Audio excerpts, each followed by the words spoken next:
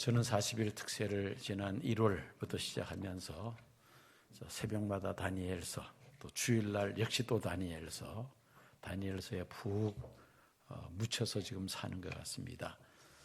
오늘도 역시 다니엘서를 본문으로 해서 풀무불 속에 던져진 다니엘의 세 친구의 기막힌 인생을 우리가 말씀을 통해서 한번 살펴보고자 합니다. 바벨론 제국의 느부갓네살 왕 주전 605년부터 세 차례에 걸친 침공으로 유다 왕국을 멸망시킨 주전 586년에 꿈에서 본 신상을 형상화해서 낙성식을 거행합니다. 그 신상이 어떻게 생겼는지 한번 여러분들 보여드리겠습니다.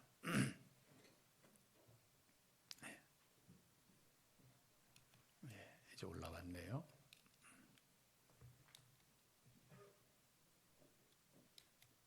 네, 이렇게 생겼습니다.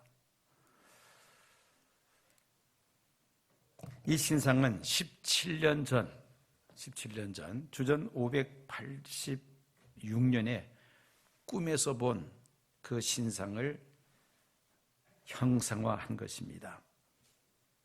주전 603년에 꿈속에서 본 그 신상을 형상화한 것입니다.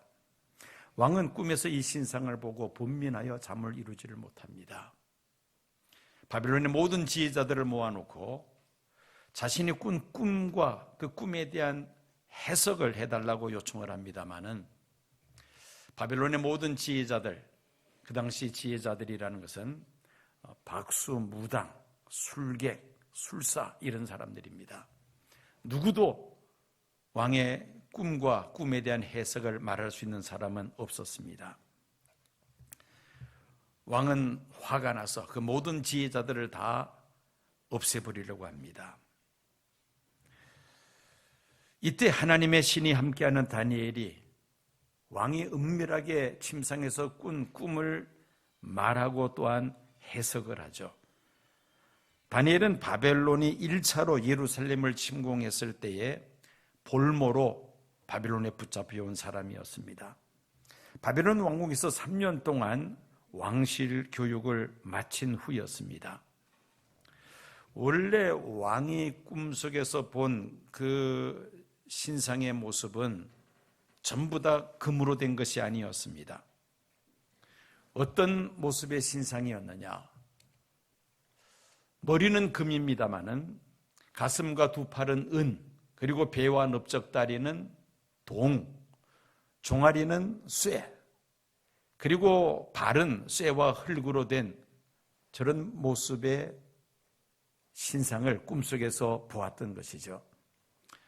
다니엘의 해석에 의하면은 금으로 된 머리는 바로 느부갓네살 왕이 통치하는 바벨론 제국을 가리키는 것이고, 은으로 된 가슴과 두 팔은 바벨론 제국 이후에 등장할 메데바사, 그 다음에 동으로 된 허리와 배와 넓적다리는 헬라 제국을 가리키는 것입니다. 그리고 쇠로 된 종아리는 로마 제국, 그리고 쇠와 흙으로 구성된 두 발은 가칭 신로마 제국, 세상 마지막 때 등장할 신로마 제국을 의미합니다. 돌이 날아와서 이 발을 쇠와 흙으로 된 발을 치니까 이 신상이 조각조각이 나면서 사라져버리고, 이 신상을 부서뜨린 돌이 태산을 이루는 그런 꿈을 이 느부갓네살 왕이 꾼 것입니다. 그 날아온 돌은 바로 메시아 예수 그리스도를 상징하며, 이 세상 나라는 멸망하지만 그러나 예수 그리스도로 말미암는 메시아 왕국, 하나님의 나라가 이루어질 것을 하나님은 이 꿈을 통해서 알려주신 것이었습니다. 여기서 이제 다니엘이 원래 보았던 신상은 머리만 금이었습니다. 그 머리는 느부갓네살 왕이 통치하는 바벨론 제국을 가리키는 것이죠. 하나님은 이 신상, 꿈에 나타나는 이 신상을 통해서 바벨론 제국이 유한하다. 그 후에 등장할 세상 나라들도 유한하다는 것을 알려주셨습니다. 다니엘의 이 해석을 듣고는 이 느부갓네살 왕이 다니엘 앞에 엎드려 절을 하고 그리고 다니엘의 하나님을 찬양합니다. 다니엘을 바벨론의 총리로 세우며 또 다니엘의 요청에 의해서 다니엘의 세 친구들은 바벨론 제국 지방의 관원들이 됩니다. 느부갓네살 왕이 이 꿈을 꾼 지 17년이 지난 후입니다. 나라의 영토를 크게 확장하고 또 예루살렘을 세 번째 침공해서 유다 나라를 멸망시킨 바로 그 해였습니다. 바벨론 제국의 전성기를 이끄는 자신과 바벨론 제국의 영원함과 위대함을 온 세상에 선포하기 위해서 그는 17년 전에 본 그 꿈에서 본 신상을 금으로 만든 것입니다. 왕과 왕이 섬기는 바벨론 신이 유다를 위시하여 바벨론 제국 치하에 있는 모든 나라와 민족들 중에서 가장 뛰어남을 알리는 그런 신상이었습니다. 이 신상의 규모는 상상을 초월했습니다. 높이가 얼마냐? 높이가 30m입니다. 폭이 3m. 11층의 빌딩을 여러분들이 생각하시면 됩니다. 금으로 신상을 만들었는데 이 신상을 만들기 위해서 들어간 금이 약 11톤 정도 들어갔을 것이라고 추정을 합니다. 금 11톤이라면 지금 돈으로 화폐로 환산한다면 약 2조 원에 가까운 그런 금입니다. 이런 구조물을 세우기 위해서는 이 당시 느부갓네살 왕이 이만큼 그 왕권을 견고하게 다졌다는 것을 의미하죠. 누구도 대항할 수 없는 왕의 절대적인 권위, 또 막대한 재력과 고도의 이 구조물 제작 기술이 있어야 이런 엄청난 규모의 금신상을 세울 수 있었을 것입니다. 왕은 이 금신상을 만들어 놓고는 그리고 드디어 낙성식을 합니다. 바벨론 제국 치하에 있는 모든 나라와 민족과 관리들을 다 소집을 합니다. 총독과 수령과 행정관과 모사와 지방 모든 관원들 다 소집을 하죠.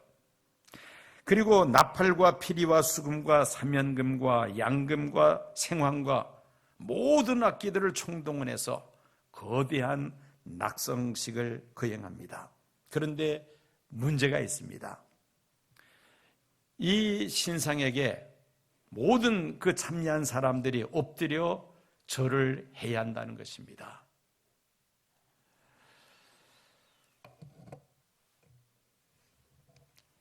악기 소리가 날 때 그 악기 소리와 함께 그 신상 앞에 다 엎드려 절을 해야만 합니다. 만약에 절을 하지 아니하면 즉시 맹렬히 타는 풀무불 속에 던져놓겠다고 위협을 합니다.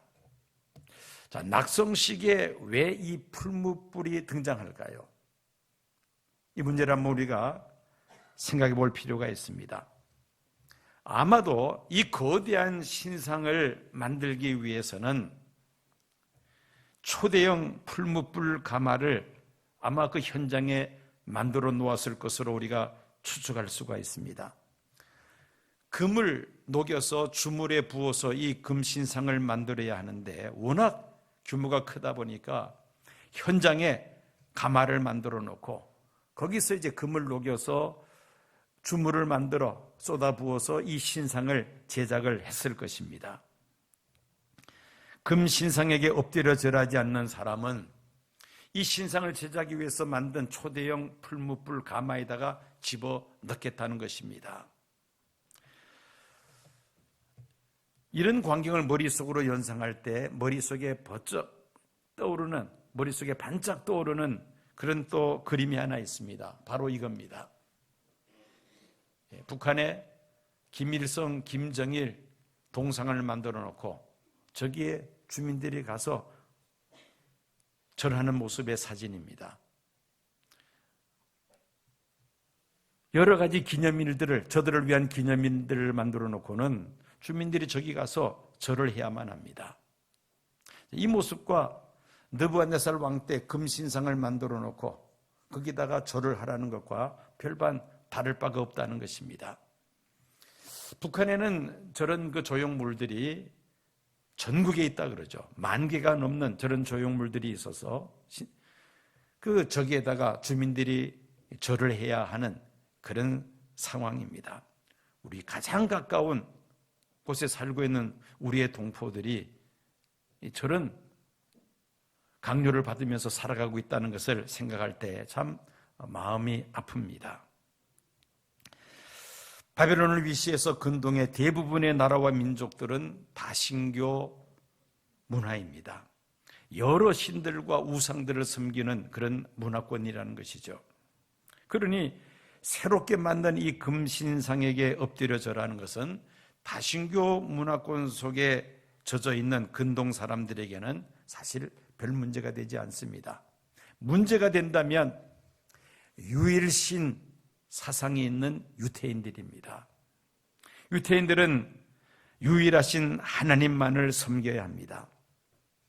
우상 숭배는 10계명 가운데서도 제1, 제2계명을 범하는 죄이죠. 나 외에는 다른 신들을 내게 두지 말라, 제1계명입니다. 너희를 위하여 새긴 우상을 만들지 말고 그것들에게 절하지 말며 그것들을 섬기지 말라, 제2계명입니다. 왕이 세운 이 금신상에게 절을 한다는 것은 곧 10계명 가운데 제1계명, 제2계명을 범하는 것입니다. 느부갓네살 왕이 이런 명령을 내린 그 배경에는 우리가 추측컨대 왕의 신하들이 유일신을 믿는 유태인들을 제거하기 위하여 유태인들 가운데서도 눈에 가시처럼 여겨지는 당시 바벨론 지방의 관직에 높은 관직에 앉아있는 사드락과 메삭과 아벤느고를 제거하기 위한 그런 음모라고도 우리가 생각해 볼 수가 있습니다. 이어지는 그 사건들을 보면은 충분히 납득이 갑니다. 다니엘은 어떤 이유에서든 어떤 이유인지 모르지만은 그 현장에는 없습니다.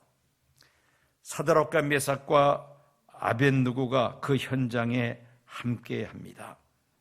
바벨론 사람들이 이 세 사람이 엎드려 절을 하지 않자 바로 왕에게 고소를 합니다. 왜냐하면 이 세 사람은 바벨론 출신도 아니고 변방의 작은 그 유다 나라 출신으로서 바벨론의 포로로 붙잡혀온 사람인데 지금 바벨론 지방에 아주 높은 관직에 다 앉아 있습니다. 왕의 총애를 받는 신하들이죠. 바로 이 세 사람이 바벨론 사람들, 신하들의 타겟이 된 겁니다. 현장에서 바로 이 세 사람이 고발을 당하게 됩니다. 바벨론 사람들이 왕이 지방 관원으로 세운 사드락과 메삭과 아벤느고가 왕을 높이지 않고 왕의 신들을 섬기지 않으며 왕이 세운 금신상에도 절하지 않았는데 마땅히 저들을 풀무불 속에 던져 넣어야 한다고 참소한 것입니다. 왕은 분노합니다. 사실 여부를 확인하기 위해서 세 사람을 소환을 합니다.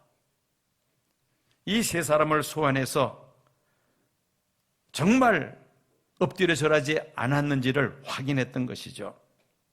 즉시 처형하지 않은 것은 이 세 사람이 왕의 총애를 받는 신하들이기 때문이었습니다. 왕은 이 세 사람에게 말을 합니다. 너희가 내 신을 섬기지 아니하며 내가 세운 금신상에게 절하지 아니한다니 사실이냐? 이제라도 너희가 준비하였다가 내가 만든 신상 앞에 엎드려 절하면 좋거니와 너희가 만일 절하지 아니하면 즉시 너희를 맹렬히 타는 풀무불 가운데 던져 놓을 것이니 능히 너희를 내 손에서 건져낼 신이 누구이겠느냐. 왕의 말 속에는 자신이 유대인의 하나님 여호와보다 더 크다는 말이죠.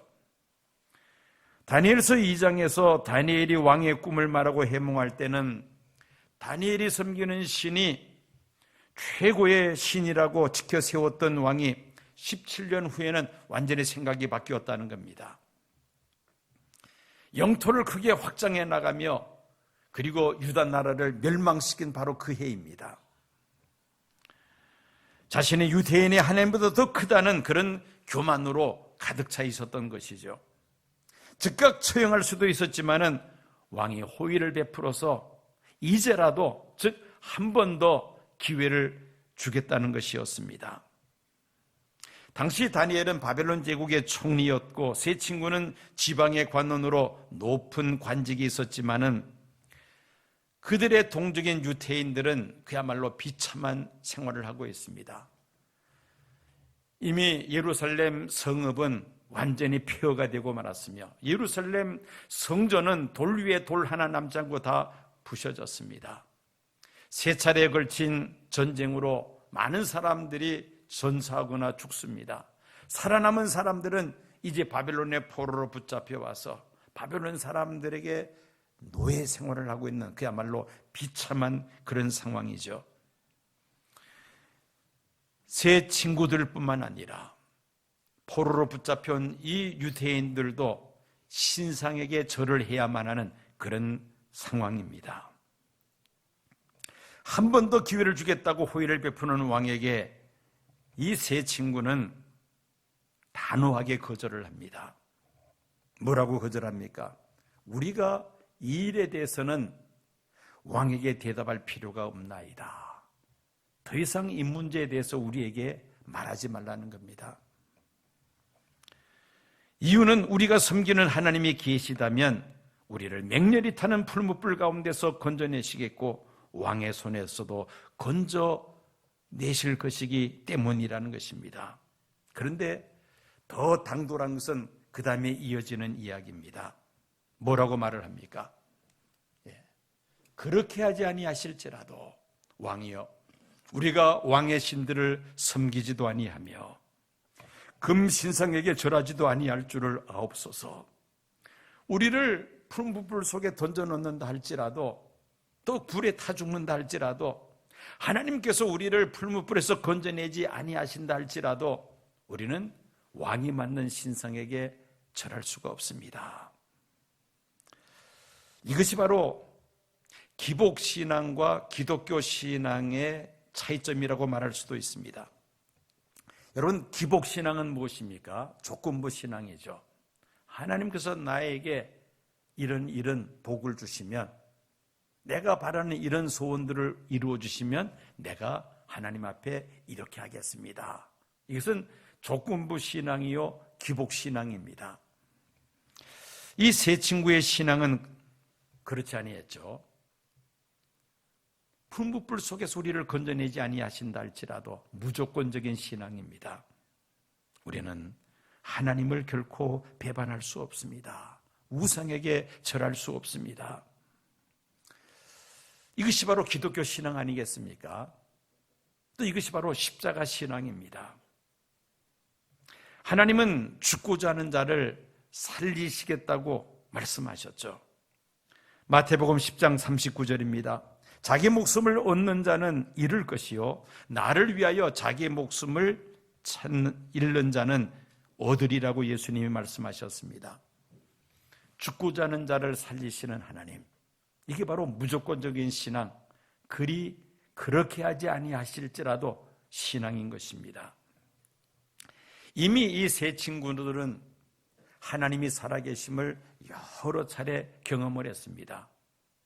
바벨론이 제1차로 예루살렘을 침공했을 때에 그들은 그 전쟁에서 죽지 않고 살아남습니다. 물론 포로로 붙잡혀 갑니다마는 죽지 않고 그들은 바벨론으로 포로로 잡혀갑니다. 그런데 하나님의 은혜로 그들은 왕궁에서 3년 동안 왕실 교육을 받습니다. 하나님의 전적인 은혜이죠. 그런데 왕이 주는 음식을 그들이 거부합니다. 그렇게 되면 거부하면 왕궁에서 쫓겨나고 그리고 바로 죽을 수도 있습니다. 그런데 하나님께서 환관장을 통해서 은혜를 받게 하시죠. 물과 채소만 가지고서도 3년 동안 왕궁에서 생활할 수 있도록 하나님께서 길을 열어주십니다. 3년간의 왕실 교육을 마치고 드디어 바벨론의 관리로 등용이 됩니다. 특별히 다니엘로 인해서 그들은 바벨론 지방의 관직에 앉게 되죠. 하나님의 은혜였습니다. 그동안에 하나님의 은혜로 지금까지 살아왔고 바벨론 지방의 높은 관직에 앉아있는 상황인데 이제 와서 하나님을 배반할 수 없다는 겁니다. 이제 와서 풀무불 속에 던져놓는다 할지라도 금신상에게는 절할 수가 없다는 것입니다. 하나님을 향한 믿음을 결코 저버리지 않겠다는 그들의 각오였죠. 분이 가득한 이 느부갓네살 왕이 신하들에게 명령을 합니다. 평소보다 7배나 더 풀무불을 뜨겁게 하라고 그렇게 명령을 내립니다. 불의 열기가 얼마나 뜨거웠던지 이 세 사람을 이 풀무갈마에 집어넣기 위해서 함께하던 그 병사들이 먼저 이 가마에서 나오는 열기로 불에 타 죽고 맙니다. 세 사람은 이 풀무가마 속에 던져졌습니다. 그런데 놀라운 광경이 벌어집니다. 풀무가마에서 세 사람이 왔다 갔다 돌아다닙니다. 그런데 왕이 가만히 살펴보니까 분명히 세 사람을 집어넣었는데 네 사람이 왔다 갔다 하는 것이었습니다. 느부갓네살 왕의 눈에는 그 네 번째 사람은 인간이 아니라 하나님의 사자임을 그 왕의 눈에도 그렇게 보인 것이죠. 이 놀라운 광경을 목격한 왕은 풀무갈마 곁에 와서 소리를 지릅니다. 지극히 높으신 하나님의 종 사드락과 메삭과 아벳느고야, 나와서 이리로 오라. 왕의 명령으로 풀무불 속에 던져졌기 때문에 왕의 명령이 없이는 그 풀무불에서 나올 수가 없습니다. 왕이 명령을 내립니다. 세 사람이 풀무불에서 나오는데 머리카락 하나 타지 않았으며 옷 색깔도 전혀 변색이 되지 않고 온전한 모습으로 가마에서 나옵니다. 왕은 사드락과 메삭과 아벳느고의 하나님을 찬양합니다. 그가 그의 천사를 보내서 자기를 의뢰하고 그들의 몸을 바쳐 왕의 명령을 거역하고 그 하나님 밖에는 다른 신을 섬기지 아니하며 그에게 절하지 아니한 종들을 구원하셨도다. 이 세 사람의 하나님을 찬양하면서 이어서 왕은 바벨론 제국치하의 모든 나라 민족들에게 조소를 내립니다.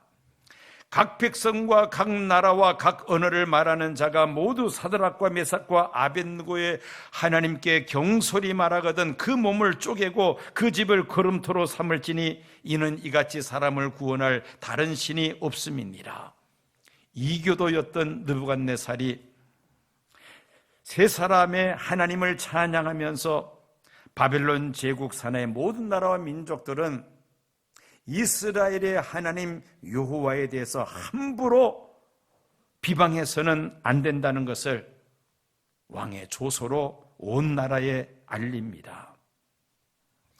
유다 왕국이 망하고 바벨론의 노예로 붙잡혀온 유대인들, 그들도 역시 왕이 만든 금신상에게 절을 해야만 하는 그런 상황인데 이 느부갓네살 왕이 이런 조소를 내렸으니 얼마나 기뻐했으며 감사했겠습니까?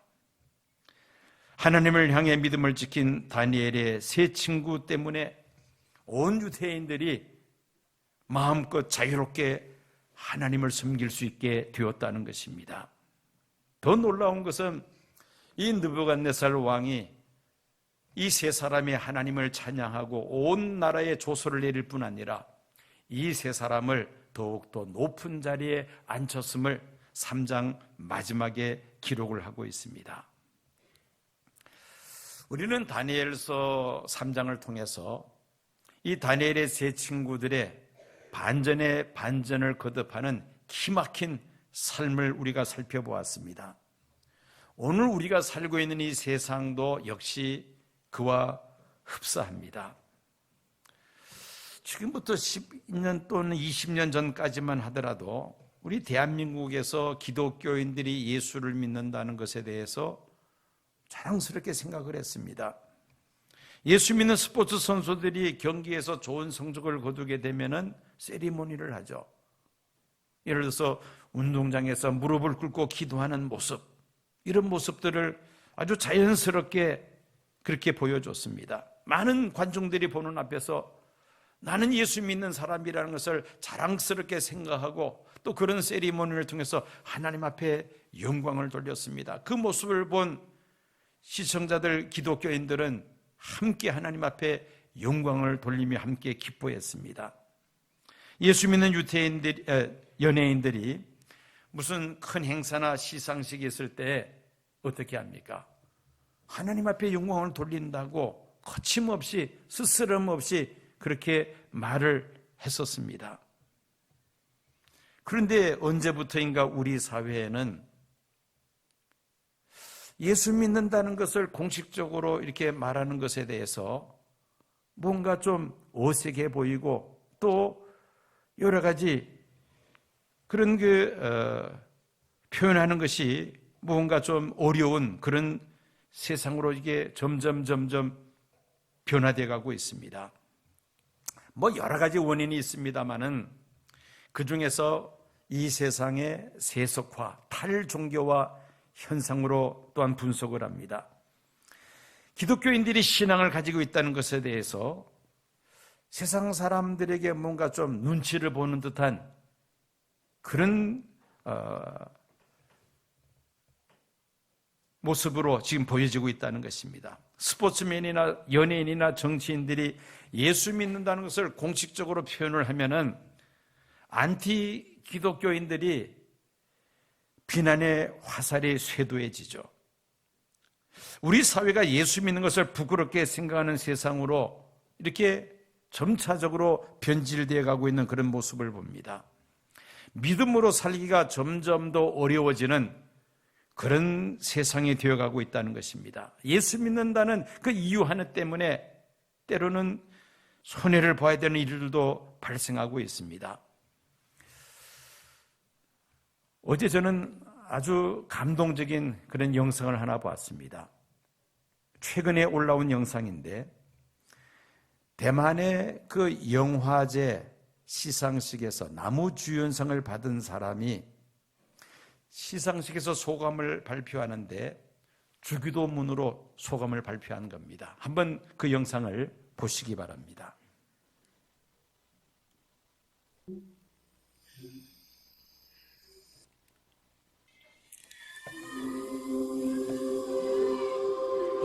李天柱，恭喜电影明天地展，再见你。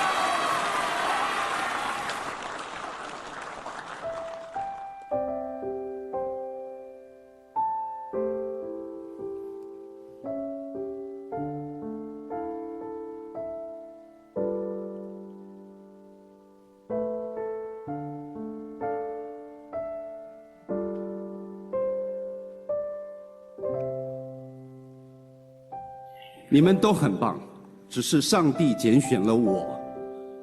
我想一定有他的用意，可能让我上来说说话吧。我想了一下，与其跟大伙儿一样，那么千篇一律的谢谢这个谢谢那个，感谢是不用说的，每一个人我们都值得感谢。可是你们想不想听一些不一样的？我是个基督徒，那么就用我的方式，我跟我的神，让我们这个大家庭，我们现在共聚一堂。可是要知道，还有很多的大家庭在外面水深火热。让我用我的圣经里面的主祷文，来为这片土地上面的人来祷告，好吗？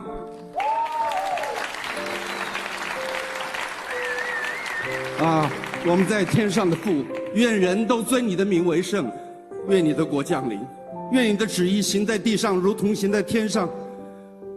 我们日用的饮食，今日赐给我们，免我们的债，如同我们免了人的债，不叫我们遇见试探，救我们脱离凶恶。因为国度、权柄、荣耀，全是你的，直到永遠。阿門。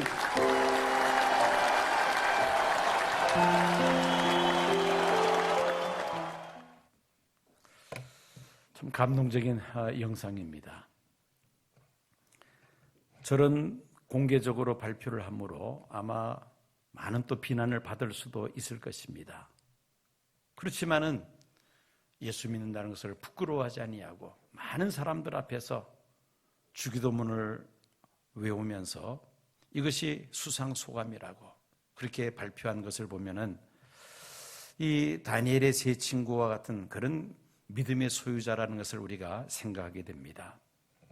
다니엘의 세 친구는 믿음 하나 때문에 모든 것을 다 박탈당하는 그런 위기 상황에 참 기막힌 그런 상황이 되고 맙니다. 그동안에 쌓아왔던 세상 부귀영화, 높은 관직에 앉은 사람으로서의 그 명예와 권력, 심지어 가족의 생명과 자신의 생명까지 빼앗길 수 있는 그런 상황이 아닙니까? 그런 상황 속에서도 결코 우리는 우상을 섬길 수 없습니다. 오직 살아계신 하나님만을 섬기지 우리는 이 신상에게 절할 수 없습니다. 7배나 뜨거운 풀무불 속으로 그들은 던져지고야 맙니다. 그렇게 하지 아니하신다 할지라도 이 믿음을 가지고 그들은 풀무불 속에 던져졌는데 그러나 죽지 않고 그들이 살아납니다. 하나님께서 그들을 죽도록 내버려 두신 것이 아닙니다. 하나님의 사자를 보내셔서 그들을 지켜 보호하시고 머리카락 타지 않고 그 풀무불 속에서 나오게 하실 뿐만 아니라 그 광경을 목격한 왕이 오히려 완전히 뒤집어지고 맙니다. 그렇게 교만하고 자신이 유대인들이 섬기는 하나님보다 더 크다고 그렇게 자만했던 그가 그 자리에서 엎드려집니다. 사드락과 메삭과 아벳느고의 하나님을 찬양하고 높이며 온 바벨론 제국에 명을 내려서 사드락과 메삭과 아벳느고 하나님에 대해서 경솔히 말하는 자들은 처벌할 것이다. 그리고는 또 세 사람을 더 높은 자리에 앉히게 됩니다. 이 사건으로 인해서 당시 바벨론의 포로로 붙잡혀왔던 그 유다 백성들, 노예 생활하고 있던 유다 백성들이 얼마나 그들의 큰 위로와 격려가 되었겠습니까? 자유롭게 하나님을 섬길 수 있는 그런 상황으로 바뀌어지고 맙니다. 참으로 기막힌 인생의 주인공들이 아니겠습니까? 수많은 유대인들에게 믿음의 본이 되었을 뿐만 아니라 유대인들에게 큰 위로와 격려가 되는 기막힌 인생의 주인공이 되었음을 우리가 말씀을 통하여 살펴봅니다. 우리가 살고 있는 이 세상 정말 기막힌 세상입니다. 앞이 보이지 않는 이런 세상이죠. 갈수록 예수 믿는다는 것에 대해서 자랑스럽게 생각하지 못하고 부끄럽게 생각해야 하는 그런 상황으로 바뀌어집니다. 이런 기막힌 세상, 사드락과 메삭과 아벳느고처럼 하나님 앞에 믿음의 정절을 지키고자 죽음을 내놓고 믿음의 정절을 지킬 때 오히려 하나님께서 살리시고 더 존귀하게 하시고 또 하나님께서 영광을 받으시는 이런 기막힌 인생의 주인공이 될 줄로 믿습니다.